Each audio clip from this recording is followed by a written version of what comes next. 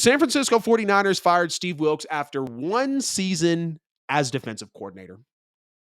And let's just say what it is. He was the scapegoat. He was the scapegoat on a loaded 49ers team that really, where else could they look? They're not going to let Shanahan go. How much better can you really get in a coach as Kyle Shanahan? You take Super Bowls and playoffs out of it, Kyle Shanahan might be the best regular season coach ever. Obviously, you'd have a lot of catching up to do to Andy Reid and Kyle Shanahan, but y'all get the point of what I'm saying. We wouldn't look at him as negatively, and his resume probably isn't as stained in our eyes if the Super Bowl and fourth quarters and playoff games just don't factor in, but they do. And Steve Wilks gets scapegoated here because you're loaded. You loaded offense. You have a loaded defense. You have all pros everywhere. Even Brock Purdy had a solid year.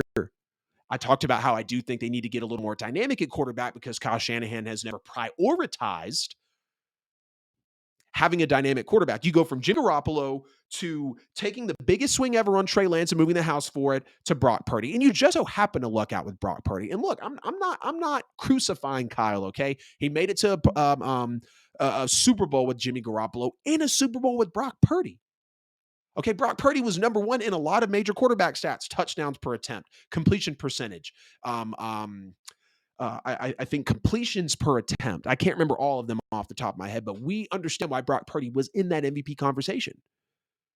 Kyle Shanahan comes out and says it wasn't the right fit. He was an outsider looking in. There's reports of Kyle Shanahan not being a fan of his schemes. And you look back on tape and you look over the years, Kyle Shanahan doesn't like aggressive defenses for some reason, which I don't understand. I mean, when you're boasting the type of players that you are on that side of the ball, I would like to think that you like to be aggressive in some aspects. We see him be aggressive in the Super Bowl going forward on fourth down, and he gets it. We respect that because of what came out on the other side. But that's what Steve Wilks does. Steve Wilks is an aggressive guy. He plays that smash mouth defense. He's going to get up in your face. That's what we know the Niners for, being able to push them around, whether it was a Robert Saleh, whether it was a DeMeco Ryans, whether it was a Steve Wilks who's now gone. It just feels like Kyle Shanahan needs to get out of the way a little bit and let some of these coordinators do their jobs. Because Steve Wilks blitzed almost 50% of the time, one out of every two plays. 50% of the time with Carolina in 2022, Steve Wilks was calling a blitz. That was most in the NFL. This season, he blitzed about 20% of the time, which was third to last in the NFL. I'll say that again. 2022, before he worked for the Niners, he was the most blitzingest, I guess you could say, defensive coordinator in the league. This year, he blitzed about 20% of the time. It was third to last in the NFL. So he had to change his identity right there. And we know when you've been in the league for a while, when you have to try to adapt and adjust, after you are one of these oldie goldies, people understand really what you've done. And we're going to get to the numbers in a second. He built an amazing defense in 1 year. He didn't build it, but he engineered one. He got them into the top 5 in both points and yards. He got them to a Super Bowl. And again, I guess someone had to take the fall after blowing a 10-point lead in the Super Bowl, spoiling an amazing season for the San Francisco 49ers. But it just doesn't make sense with Steve Wilks leaving. And that's why it's kind of an easy inclination or decision to look at and say, do a scapegoated. I mean, what are you going to do? You're going to let Purdy go? He's costing you $900,000 a year. Yeah, you could go look for another quarterback, but Purdy just led you to the Super Bowl. You're going to move off him. You're going to move off anybody on your roster that just had a part in playing in the Super Bowl, which all 22 starters did. And here's what befuddles me. Robert Saleh and the Niners lost the Super Bowl. Robert Saleh went to get a head coaching job with the Jets. DeMeco Ryans lost the NFC Championship game last year. He became the head coach of the Texans, and he won a playoff game with a second overall pick in C.J. Stroud as a rookie and as a rookie head coach. Shanahan mentioned how tough it was losing both of those guys. So why would you go out and fire the defensive coordinator that just gave you one of the most elite defenses in the NFL this year? The Niners were 5th in takeaways with 28. They were 1st in the league with 22 interceptions. They were 3rd in points. Excuse me, I stand corrected. They were 8th in yards defensively, so not top 5 in both categories, but top 8 in both points and yards. They were 1st in yard differential, which means they outgained everybody on the net margin of how many yards they gained versus how many yards they gave up. They were number 1 in the NFL. And they were 3rd in point differential. They outscored basically everybody else in the NFL that they played with the exception of two teams. Or no, let me bring that back. They scored more points than they gave up. Only two teams in the NFL were better than doing that. Nobody in the NFL was better than having more yards than the other team had. You hold the Chiefs to 19 points in regulation, just 3 points in the first half.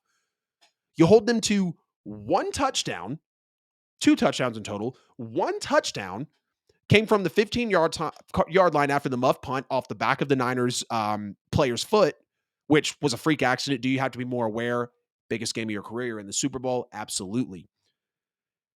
And then the other touchdown came in overtime for the Chiefs win with the throw to Mecole Hardman.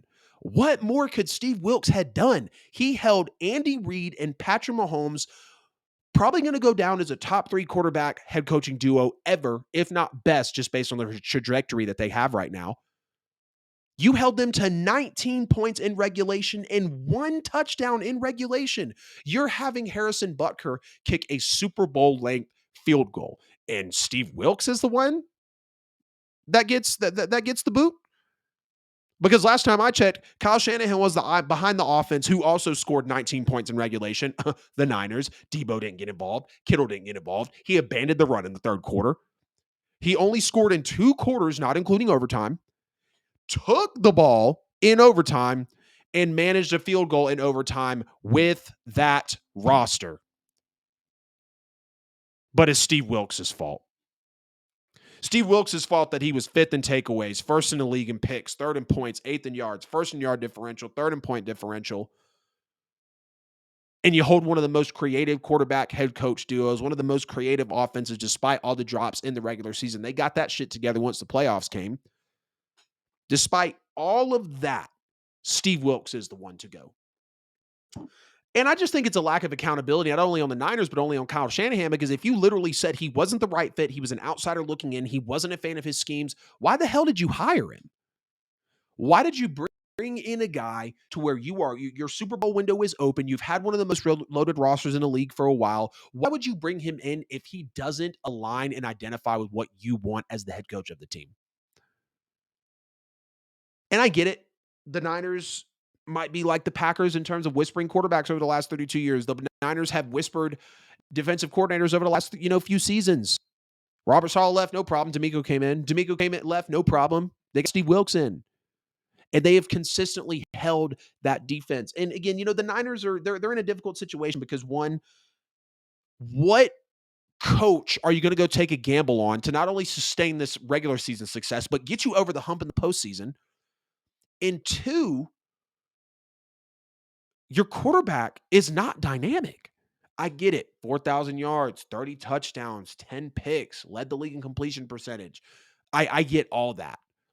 But there were times in this game, the Super Bowl, where Brock Purdy's arm strength, his decision-making just wasn't there. And I'll be easier on Brock, right? We know he was Mr. Irrelevant. We understand this was his first full year as a starter. We know also that he took them to the NFC Championship game last year. And Brock Purdy could very well win the Super Bowl next year. He could go into this offseason, craft his game up immaculately, and if not, maybe win it next season, win it the year after in 2026. So they want to give Brock some more time, right? But why didn't Steve Wilks get more time? There's just no other way you can look at it other than he was scapegoated. Plain and simple, he was. He absolutely was. And I hate it for Steve Wilks. Do I think he'll get another job? Yes. Do I think he'll be just fine? Yes. But this was a very confusing move to me as the 49ers let go of their 1-year defensive coordinator. San Fran is known for doing things like firing Steve Wilks. Look what they did to the greatest quarterback and receiver in NFL history. Steve is a great coach and an even better person. The Lord knows what he's doing.